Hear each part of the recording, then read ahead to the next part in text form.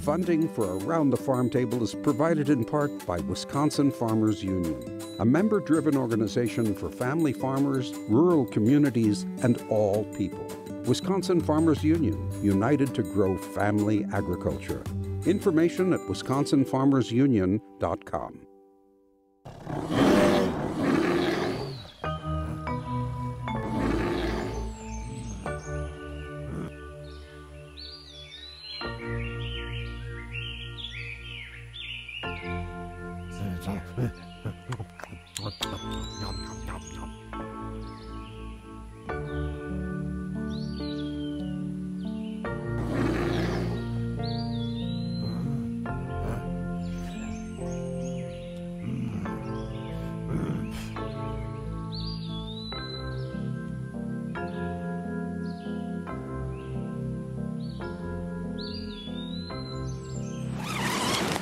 Good morning. Joe and I are finally on vacation. It's tough to go on vacation as a dairy farmer. Luckily, we have a wonderful hired man at home. You really have to trust somebody to be able to leave them with your cows, and I think that Craig is the most trustworthy person. I know my friend Sam Thayer lives up here, and he's a wild food expert, so I'm hoping that he can teach me about a few plants up in this area. And also, I hear that there's a sheep milk dairy that does sheep's milk gelato. Gather with us around the farm table. I'm your host, Inga Witcher. Gather with us around the farm table. A few years ago, I moved up to Wisconsin. I started an organic dairy farm at St. Isidore's Mead. That's when I discovered the abundance of Midwestern local food and small-scale farmers, growing everything from green zebra tomatoes to pasture pork. I'm taking a break from the cows, hitting the road, and seeing if I can't satisfy my epicurious appetite.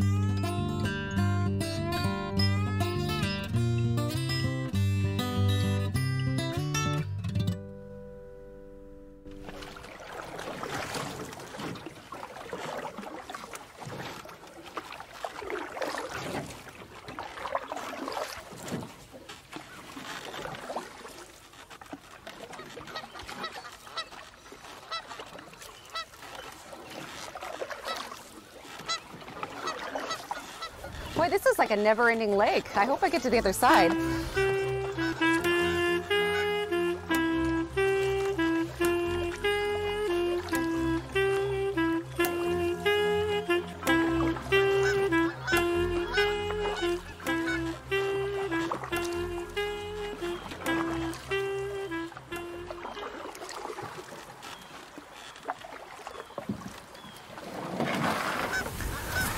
I made it all the way here, and I didn't even need a compass. Hi, Sam. Hi, Inga. Hey, I was hoping you were going to be out here. Nice to see you. Oh, sorry. I got a handful of stitchwort here. That's I had to switch to shake hands. What is stitchwort? It's a native chickweed, and it's perennial. Sometimes they're also called starwort because they have these little white star-like flowers. Okay. We're a little bit past the prime here, but these tips are still good. They taste like corn silk. You almost certainly have it in your pasture, and they're all edible. So, what would you do with it? You know, it's a nice salad green. I use it. We get it in our garden in our orchard, and I use it early in the season. I'll snip off the plants when they're about that tall and use them in salad. Oh, nice. It almost has like a sweet pea flavor. Do you know what I mean? Yeah. Yep. What's the best time to be foraging? It really depends on what you want to forage for. So, you know, starting in early July is berry season. Early summer is kind of an off time. In early summer, I look for disturbed areas like the edge of farm fields, garden weeds, purslane. Okay. Black nightshade, the berries and the greens, lamb's quarters. And wetlands are real good in early summer. Okay. Cattail marshes. The neat thing about cattail is any time of year that you have cattails, there's something to eat on it. Really? So this time of year, you could eat the base of the stalk. So you pull it up carefully out of the mud and peel off the outer layers, and you have this tender vegetable. It's kind of like the bottom of a leek. Okay. And you would identify the tender parts in the same way as you would with an old leek, you know. You peel off the outer tough layer, and you can use that raw or you can use it cooked, and it's just a mild, some people say it's got a little cucumber-like flavor. Well, let's keep moving and foraging because these mosquitoes, I think they've already got 3.5 pints of blood so far, and I'm probably going to pass out soon.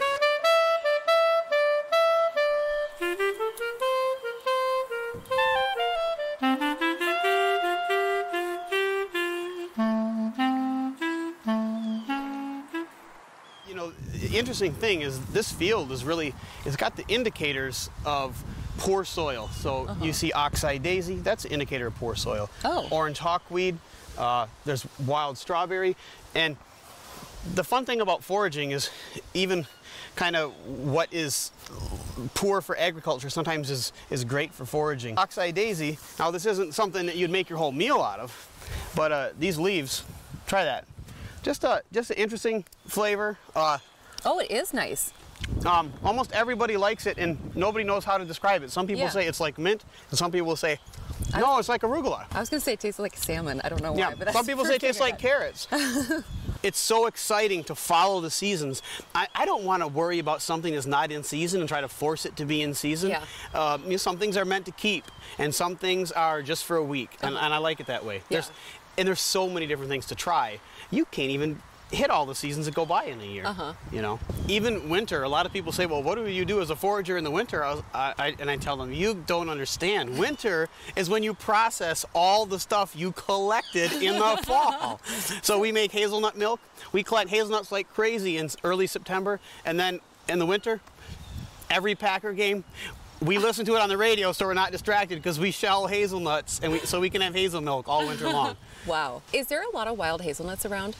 There's tons of wild hazelnuts around. In fact, I had a friend who came from Maine, and he said, so Wisconsin is to hazelnuts what Maine is to blueberries. Oh my goodness. I mean, there are thousands of acres of hazelnuts in northern Wisconsin. Literally thousands of acres. You could park a pickup truck and never go more than 100 yards from it and fill the pickup truck easily, and you could do that in any of millions of locations. What's the best way to learn to forage? Just reading books, going to seminars? Is that because you really have to get the experience hands-on? I would say any way you can, but the most important advice I can give people is one plant at a time. You'll never pick up a banana and say, is this really a banana?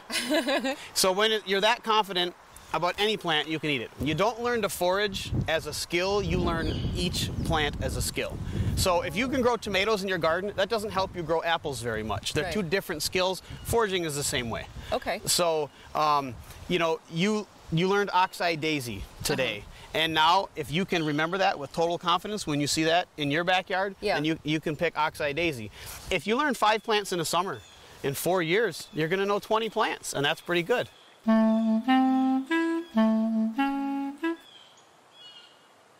We got some really nice milkweed here. This is a little bit late to pick the milkweed tops. Yeah, look at it. You can't pick the whole shoot, but you can pick whatever part is tender. But after the leaves are done, then you can take the flower buds. Okay. And after those are done, you can take the young pods. Oh, that's nice. So it's a multifaceted vegetable. Okay. And you know it's tender, it's like asparagus. You bend it and it snaps. Yeah. You have to bend it just a little bit more than asparagus. What is all the stuff that comes out at the bottom? This is the latex. That's how the plant heals its wounds. Like when a monarch caterpillar eats it, it'll heal its wounds with that. Now, there's several species of milkweed, but this, the common milkweed, what most people think of as milkweed, this is the edible one. Okay. And it's a real good vegetable. It should be eaten cooked. But it tastes a lot like green beans. Oh, interesting. That's what I say. Some people say asparagus, but I think that they're confusing the shape with the flavor. Yeah. So I start harvesting milkweed when the maple leaves get glossy. That's about when the milkweed comes up. Okay. So you've got about a 3-week window. Okay. Yeah. You know, I've heard from a lot of people, they think milkweed, and they say, oh, it's not edible, it's poisonous. That's what I've heard people say, but it's not. That's a myth, right? Well, you know, there's several species of milkweed, and some of them are poisonous. Oh. But this one, the common milkweed, is not. Okay. It does have a kind of a meat tenderizing principle that actually they say not to eat it raw, to give some people an upset stomach. I've never had that happen. But as a cooked vegetable, it's been eaten by every Native American tribe in eastern North America. And you can just steam it, just whatever. Is that, or saute it or something? Yeah, or usually we boil it like asparagus or steam it like asparagus and eat it that way. You know? These tops are ideal. So just wherever it bends and breaks easy, that's the spot. And are these a sign of good soils, or you know, they grow on just about any type of soil, but they do grow more robust like this on good soil, like we have here. Is there anything else like wild rice that's only found in the Midwest? Vegetatively, there's very little that separates the Midwest from the Northeast. Oh, okay. You know, it changes a lot more across Minnesota than from Minnesota to the East Coast. Oh, interesting. Because you change from forest to prairie in Minnesota, whereas from Minnesota to the East Coast, it's forest ecosystem all the way. I took the leaves off. That's okay, because I'm gonna. Yeah, you know what? I usually take all the leaves off except for the little ones at the tip also. Okay. So I like that because that shows me that you have culinary sensibility. Oh, thank you. Because some people yell at me for throwing the leaves away. That's the first time anyone's ever said that I have culinary sensibility. Well, I presumed it without even having tasted anything you've ever cooked. But to understand that it's okay to throw away and compost part of a food plant, to me, is at least the beginnings of culinary sensibility. I'm on the way. So if it wasn't so late in the season, you would harvest this entire plant. All the part that's tender, but yeah, Okay. earlier you It's pick just it at more the this, base. more It's, tender. and it's a lot like asparagus. I mean, in that sense. All right, Sam. It's always great running into you in the middle of a meadow. I think we should do this more often. Definitely. And thanks for getting me some ingredients for my little feast I'm making. Hey, no problem. You should take these. Awesome. Well, have a great day. You too.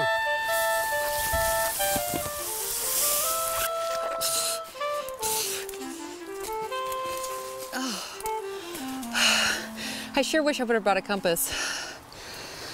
Oh, here we go. Which way's north?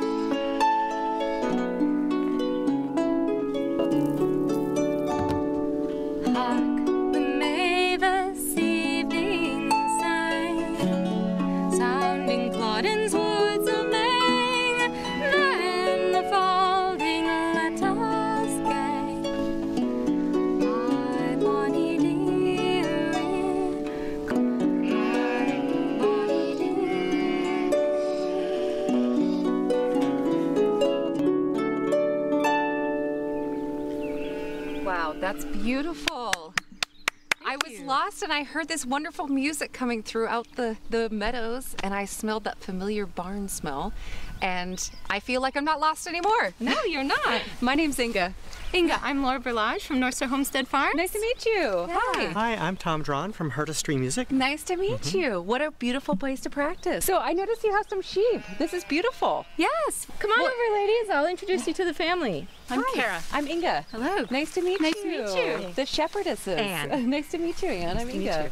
What kind of sheep are these? They're dairy sheep. We have crossbreeds. We use a lot of different genetics. I heard something about gelato. Is that? Absolutely. That's what we make our sheep's milk into. Well, let's show Inga around the farm, and then we'll stop out at the shop and get some gelato. There we go. Fantastic. All right. Wonderful. Thanks, ladies.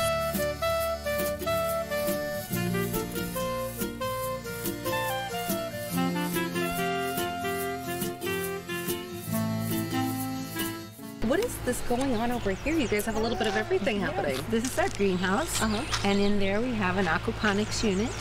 We raise fish, and that symbiotic relationship raises plants, so year-round we have produce. And so the nutrient-dense water from the fish goes through some clarifiers, goes out to the plants, which cleans it thoroughly and comes back around to the fish. Wow. So how many members CSA do you have?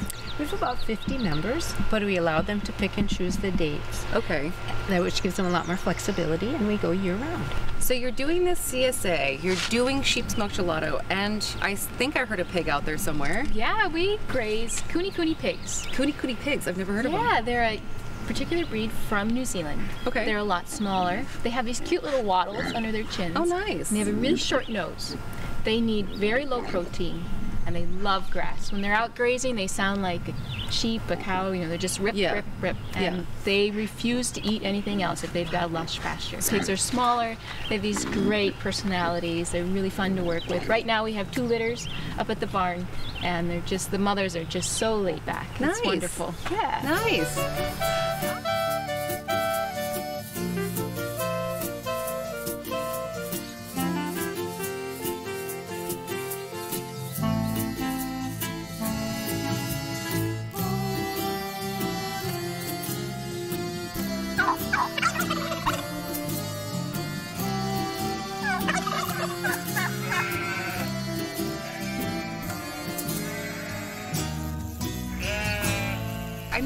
assuming, since we're so far up north, you must have to deal with predators on a daily basis with having all the sheep and the flock of chickens and everything like that. Yeah, we certainly do. We have, this is Half Pint, by the way. Cute name. We have a very high predator load up here. Yeah. Primarily wolves, but also coyotes, bear. We do have a few cougar once in a while. That keeps life exciting. Yeah, there you go. But we're all about prevention. So all the sheep get locked in the barn at night. Lots of different types of electric fencing, you know, and then we also have a guard donkey. So just extra layers just to keep them at bay. Good. So that lamb chop is never on the menu. So how many generations has this farm been in your family? It is purchased by my parents in 1968 as a retreat or a getaway.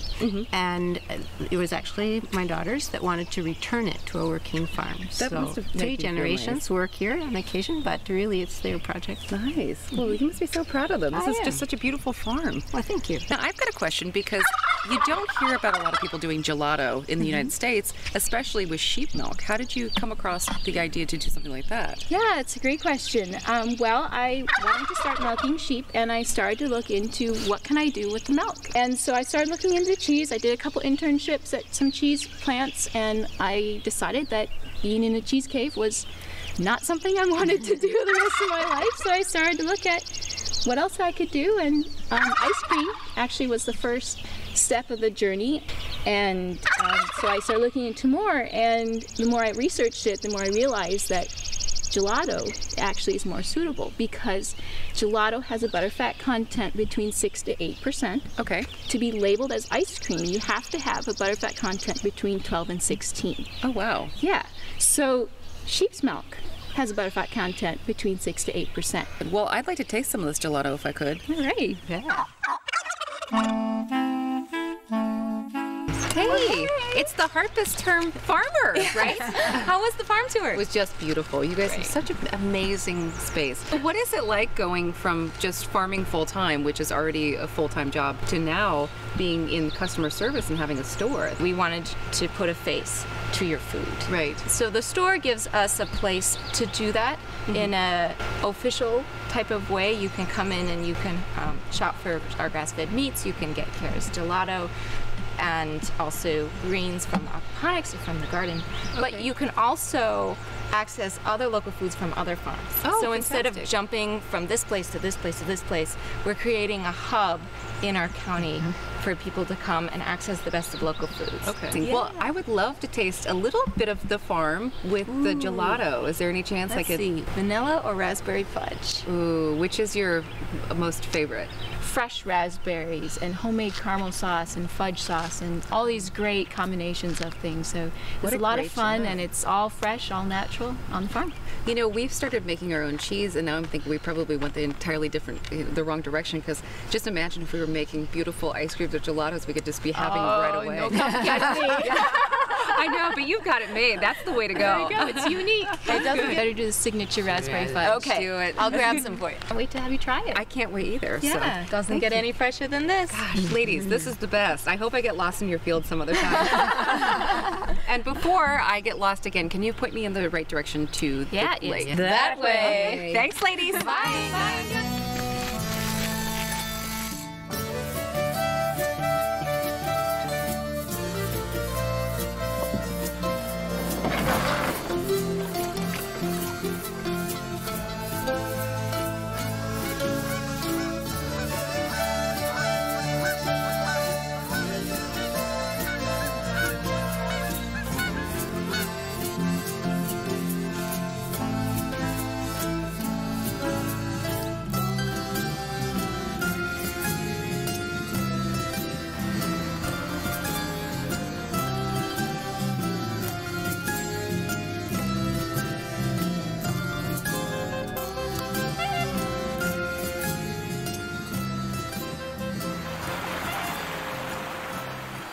I'm not usually a camper, but I'm going to try to do a little camp-y style dinner for Joe and I. And I've got some herbs that I brought here from the farm, and I've got some leftovers from last night, which is mashed potatoes and bacon, because you should never leave home without bacon. So what I'm going to do is a version of the Bubble and Squeak, using up all these great leftovers and bacon, but I'm going to do wild foods instead of the traditional leftover vegetables. I think that'll be a great way to use up these babies.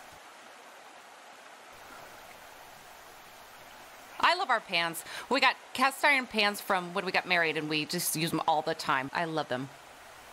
And I'm going to turn it with my knife because I completely forgot to bring half the things I was going to.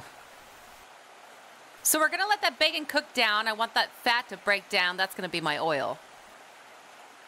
I think the bacon is cooked down enough. It's starting to get that crispy, wonderful look on the outside. Now I'll add my onions.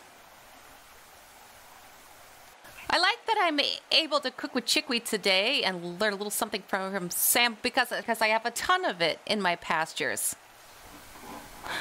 I love it that folks are starting to embrace wild foods and starting to say, hey, instead of how do we get rid of this, starting to say, hey, let's gather this and eat this. They're chocked full of just vitamin C's, irons, magnesium. They're really healthy. So now just chop up the chickweed and the dandelion leaves, and we'll add those to our bacon and our onions. And in everything goes into my pan. I don't want to cook these down for too long because I want that nutrients and I want that flavor to retain, but I just want to wilt it a bit. So now I just toss the garlic in. I'm adding it at the end so that it doesn't burn. And here I've got just some chopped up herbs. I did parsley and chives this year. I've got a ton of those in the garden. I'll add those right to the potatoes. All right, now to my herbs and my potatoes. I'll just, salt and pepper. You just salt and pepper to taste.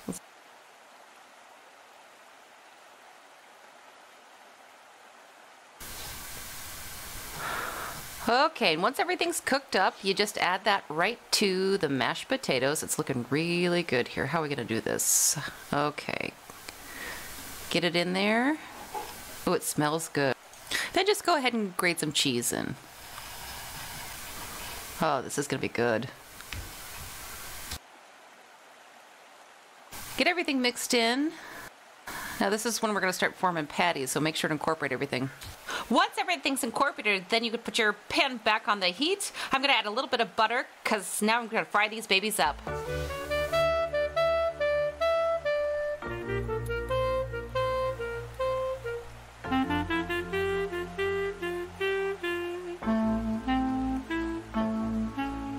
Now these are ready to go back in the pan. I hope they stay together. Whoa! The wind just kicked up. Cook your patties over a medium-high heat to get them nice and crisp.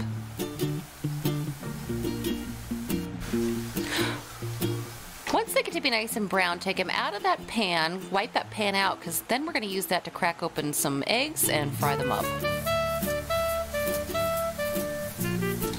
Okay, now I'm just going to lift up the eggs and put them right on top of our little guys here.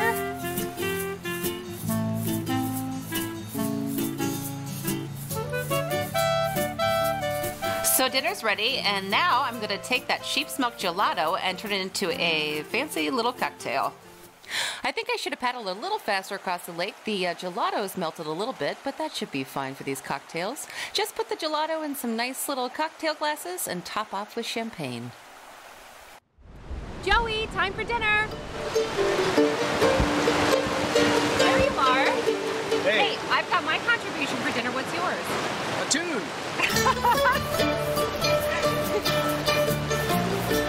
Dinner's ready.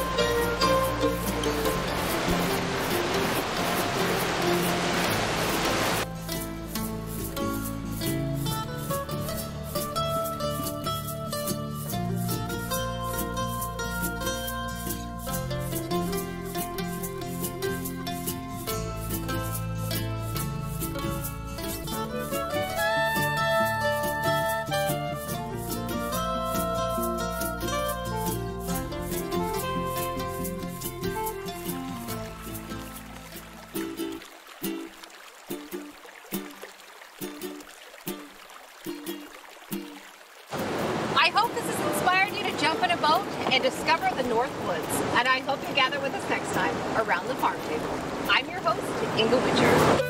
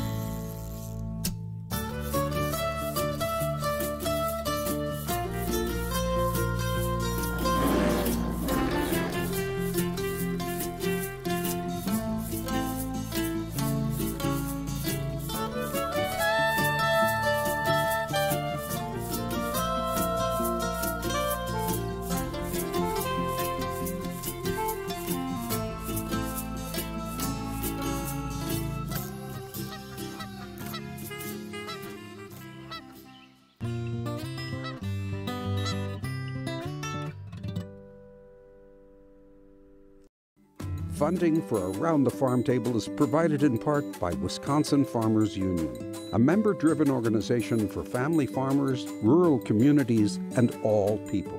Wisconsin Farmers Union, united to grow family agriculture. Information at wisconsinfarmersunion.com.